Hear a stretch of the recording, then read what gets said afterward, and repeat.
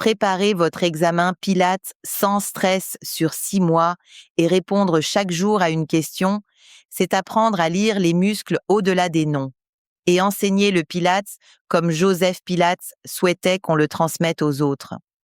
Je suis un ruban puissant, visible quand tu tournes la tête, mais surtout précieux quand tu apprends à ne pas tirer sur ton cou. J'ai 2 chefs.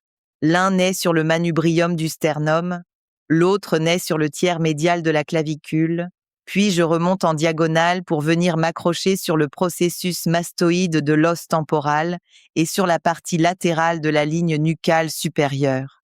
Ma mission n'est pas seulement de faire bouger la tête. Si je me contracte d'un seul côté, je fais tourner ta tête vers le côté opposé et je l'incline vers mon côté. Si je travaille des 2 côtés, je participe à la flexion de la colonne cervicale et je peux aussi aider à lever le sternum, donc à l'inspiration, quand la cage thoracique a besoin d'assistance. Et surtout, je stabilise, je tiens l'orientation de la tête pour que la nuque reste longue, sans compression. Je suis innervée par le nerf accessoire le numéro 11 pour la commande motrice, avec des apports sensitifs et proprioceptifs via des rameaux des nerfs cervicaux, C2 à C3. C'est pour ça que je réagis immédiatement à la fatigue, au stress ou à la perte d'axe. Je me crispe quand le cerveau cherche de la sécurité. Sur le MatWork, dans Lab Prep, je suis là dès le tout début. Si tu perds la flexion crânio-cervicale, tu me sursollicites et tu pousses la tête en avant. Mais si tu démarres par un micro-hochement, comme si tu glissais l'occiput loin derrière, je coopère avec les fléchisseurs profonds du cou et je redeviens précis, discret, utile.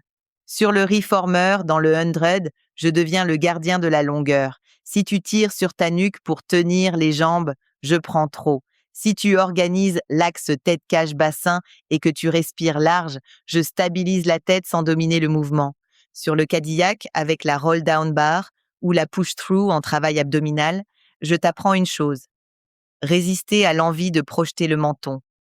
Je contrôle la position de la tête pendant que la colonne s'enroule pour que la flexion parte du tronc et non d'une crispation cervicale. Sur la Stability Chair, dans un teaser ou un travail assis avec les bras, je travaille souvent en isométrique. Je maintiens l'orientation du regard et la verticalité du cou pendant que le centre s'organise.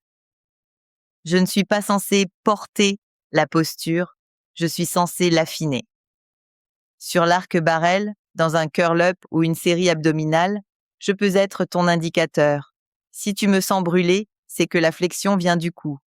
Si tu sens plutôt l'abdomen prendre le relais et la gorge rester tranquille, c'est que l'axe est juste. Sur le spine corrector, je protège la nuque pendant l'extension thoracique.